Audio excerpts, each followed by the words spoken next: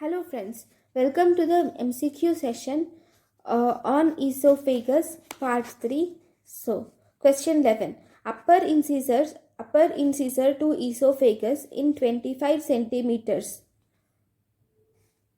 Okay, upper incisors to esophagus, if you measure the distance in the esophagus, where is it in 25 centimeters? At 25 centimeters, you see left or right bronchus. So in the options, it is arch of aorta, which is seen at around 22 centimeters, whereas bifurcation of trachea, it is not a landmark.